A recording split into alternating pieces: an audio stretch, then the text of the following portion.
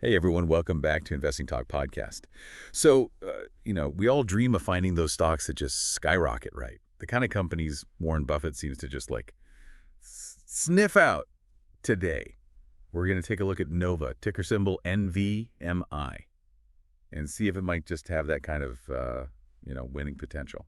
So Nova is a really interesting player in the semiconductor world. They make the equipment that helps make sure all the tiny little pieces in our phones and our computers are manufactured perfectly. Think of them like the high-tech quality control for all those chips that we rely on every day.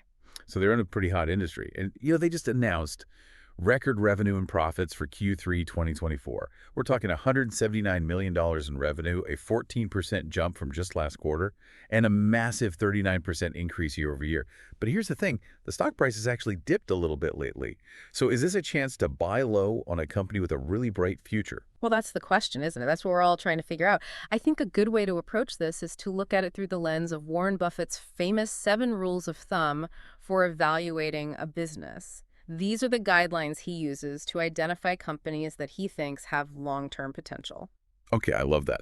Let's jump into rule number 1, gross margin. Can you explain what that means, like in simple terms? Sure. Gross margin is basically the profit a company makes after they pay for the direct costs of making their product. So let's say it costs Nova $60 to make a piece of equipment and they sell it for $100. That $40 difference, that's their gross profit. Now, Buffett, he likes to see companies with a gross margin of 40% or higher. So the higher the gross margin, the more efficiently they're making money from each product, right? Yeah. Exactly. A high gross margin usually means that a company has a strong position in the market. They're not being forced to lower their prices to compete, and they have some control over their costs. Now, in this case, we don't actually have Nova's exact gross margin from the information we have right now. To get that, you would need to dig into their detailed financial reports, their 10Ks and Qs. Gotcha. Sounds like it's homework time for anyone who is seriously considering Nova. But based on their really strong revenue growth, it seems like they could be in pretty good shape in this area. Yeah, that's a pretty fair assumption. Strong revenue growth like that can be a good sign that the margins are healthy. But we'll need to dig a little deeper to confirm that with more analysis. Okay, so let's move on to rules 2 through 6 on Buffett's list. We've got selling, general, and administrative expenses, or SG&A, research and development costs, R&D, interest expense, tax margin, and finally, net income margin. This is where we really start to see how well a company manages its money beyond just the cost of making a product, right? Absolutely. These rules help us assess how well a company runs its operations, how much they're spending on things like marketing and administration, and how much profit they ultimately keep after paying all their expenses. Buffett really pays close attention to things like interest expense, how much of their profit is getting eaten up by their debt payments. He likes to see companies that have low debt, which is usually a good sign that they are financially stable. So it's kind of like making sure you're not drowning in credit card debt before you go on a spending spree. Exactly. And then we come to the big one, net income margin. This basically tells you how much profit is left over for every dollar of sales once all the expenses have been paid. Now, Buffett's gold standard for net income margin is 20% or higher. All right, listeners, sounds like we've got some homework to do. How does Nova measure up on all these metrics? We don't have all those specific numbers right here in front of us. Yeah. So this is definitely where you'd want to go and look into their financial statements to really get the full picture. Yeah, getting into those numbers is really crucial for any serious investor. It's like looking under the hood of a car before you decide to buy it, right? Yeah. You want to understand what's going on beyond just the shiny exterior. Great analogy. So let's talk about Buffett's final rule, consistent earnings growth. This is where we look at a company's track record over a period of time. So what's the story with Nova's earnings per share, or EPS? Well, Nova has been on a roll lately. Their latest earnings report shows they're at record levels for both GAAP and non-GAAP net income. And what's even more impressive is their guidance for Q4 actually predicts that they're going to have even more revenue growth. And that kind of consistency, that really gets Buffett's attention. Well, that is fantastic news. So it seems like Nova's checking off some important boxes here. We've got strong revenue growth.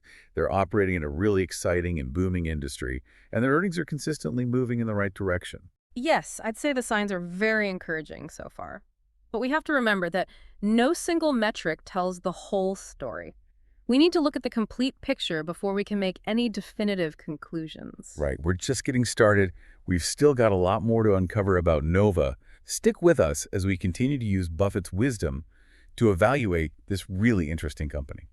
When you're digging deeper into Warren Buffett's investing philosophy, it's not just about the numbers, is it? It's about really understanding what the quality of the business is underneath it all. Yeah, you could have a company that's, posting some pretty impressive profits, but if they're drowning in debt or they're just spending cash recklessly, it's not really a recipe for success in the long term. Yeah, exactly. And that's why, these rules 2 through 6, they're really all about how efficiently a company's running its operations and, managing their finances. Okay, so let's break those down a little further, shall we? Yeah. So starting with selling, general, and administrative expenses, SG&A. Mhm. Is there a sort of healthy benchmark that we can look at for that? Yeah. Generally, Buffett likes to see SG&A, which includes things like, your marketing and your administrative costs. He likes to see that at a reasonable level. Ideally, it should be less than 30% of their overall revenue. Okay, so basically they're keeping things lean and mean and focusing on what they do best, rather than getting bogged down with a bunch of unnecessary spending. Right. And then when it comes to research and development, or R&D, Buffett's approach is kind of interesting because he doesn't shy away from companies that are spending a lot on R&D, as long as it's translating into some kind of tangible results, new products or a clear competitive advantage. Okay, so it's not just about throwing money at innovation, it's about spending it wisely to try to drive that future growth. Exactly. Now let's talk about interest expense. As we mentioned before, Buffett really likes companies that have low debt, because too much debt can eat into a company's profits pretty significantly. Okay, so a low interest expense means that their debt payments aren't a huge burden on their overall earnings. Exactly. And tax margin is another one that's pretty straightforward. Buffett expects companies to pay their fair share of taxes, but he also appreciates companies that can manage those obligations efficiently. So they're not trying to dodge taxes or anything, but they're making sure they're not overpaying either. That's pretty smart. Yeah, exactly. And finally, we get back to net income margin, which a lot of people consider, the most important measure of profitability. It tells us how much profit the company is generating for every dollar of revenue after all those expenses are taken out of the equation. And we know that Buffett looks for that net income margin of 20% or higher, right? Yeah, that's right. And that usually indicates that the company has a strong competitive position and that their operations are efficient.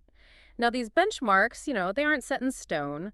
Different industries have different norms. So really think of them more like guidelines to help us get a sense of the financial health of a company and its ability to, generate earnings. Right, so we're using all these rules to kind of see how Nova stacks up against, some of these key criteria that Buffett looks for.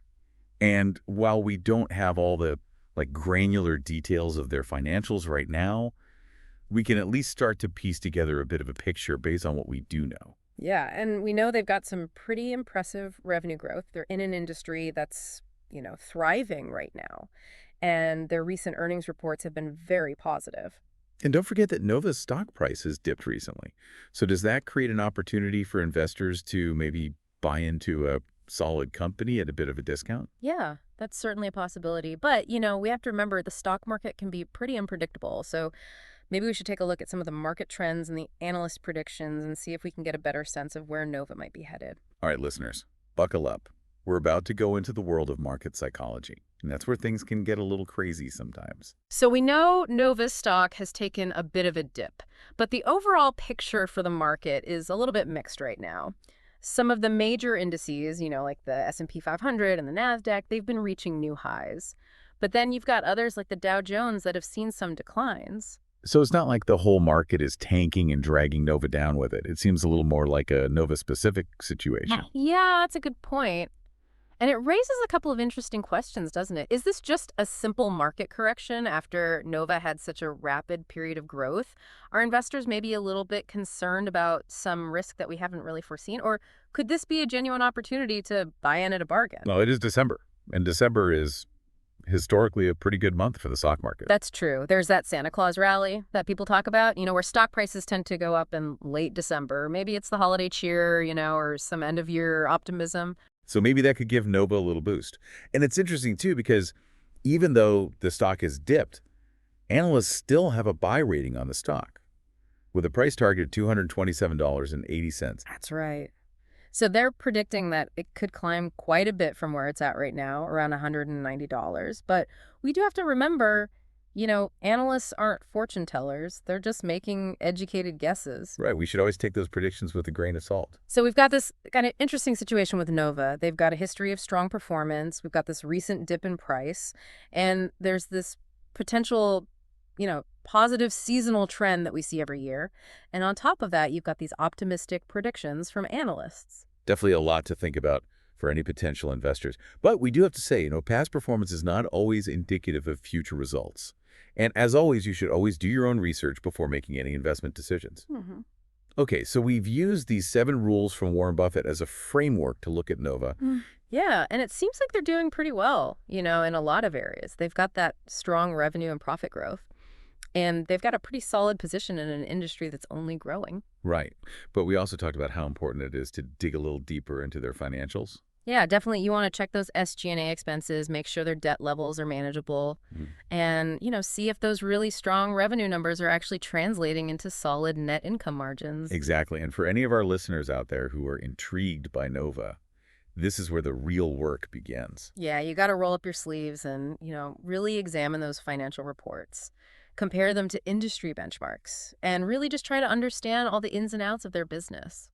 Because remember, investing isn't about just chasing the next hot stock tip. Right. It's about understanding the fundamentals of that company, assessing their risks and their opportunities, and making some, informed decisions that align with your own personal investment goals. Couldn't have said it better myself.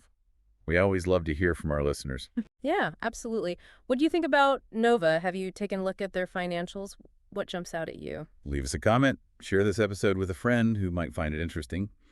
And of course, if you're enjoying Investing Talk podcast, hit that subscribe button so you don't miss any of our future episodes. Thanks for tuning in, everyone. Until next time, happy investing.